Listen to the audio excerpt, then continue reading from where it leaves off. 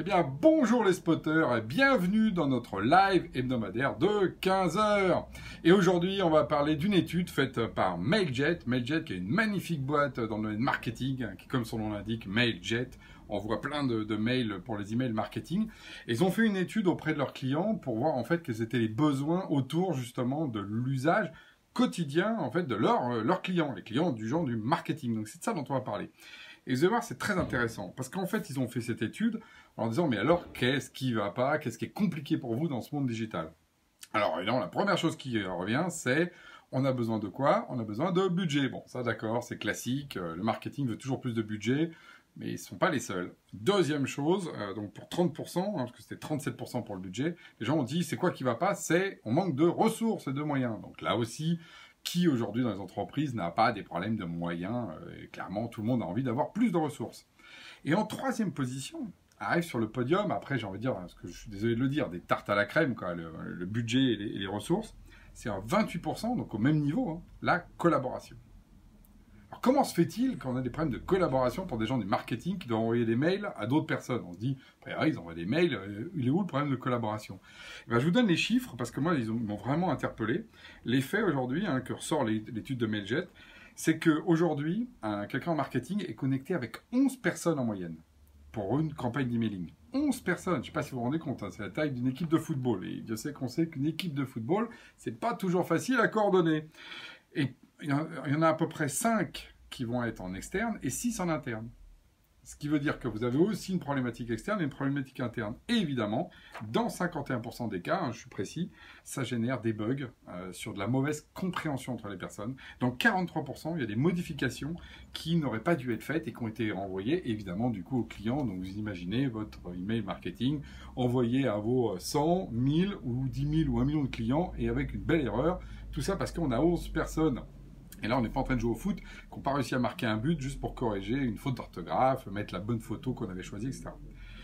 Donc ça repose vraiment cette question aujourd'hui de la collaboration. Et qu'est-ce qui est mis en avant? Alors là, c'est assez drôle par rapport à nos amis de Mailjet. C'est que le premier poison de la collaboration, c'est l'email. Alors en fait, non pas l'email marketing, qui font très bien, mais l'email en tant qu'outil de collaboration. Et ça, on voit bien.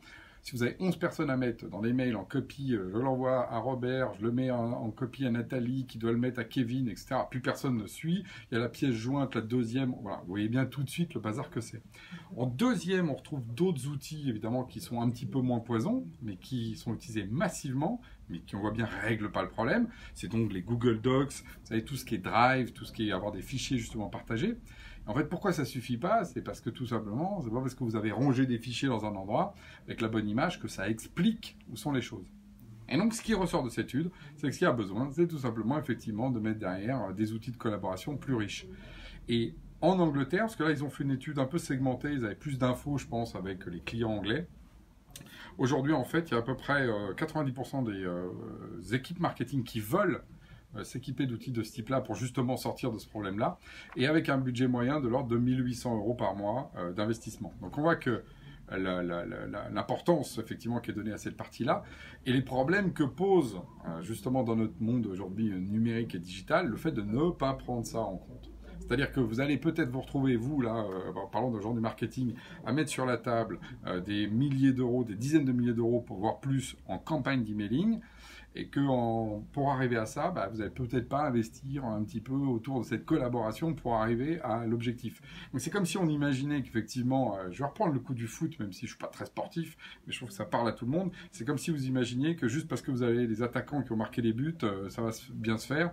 La réalité, c'est que vous allez vous retrouver, si vous n'avez pas une équipe, vous avez le ballon, il ne va même pas arriver de l'autre côté, et vous allez vous retrouver avec des ballons dans vos filets. Donc la question de l'équipe, comment on structure l'interne et l'externe, ça, c'est un sujet sur lequel je pense on sera amené à revenir, parce que la collaboration aujourd'hui, elle est beaucoup plus riche que ce qu'elle était avant. On n'est pas juste entre collègues, donc il faut avoir cette logique de dedans, dehors, quelles informations on donne à qui, comment on fonctionne, etc. L'agilité nécessaire pour aller vite, et tout ça de manière coordonnée. Donc ça, c'est vraiment un enjeu collaboratif. Et ce qui est intéressant de voir, c'est que nos amis du marketing, aujourd'hui, c'est leur problème numéro 1.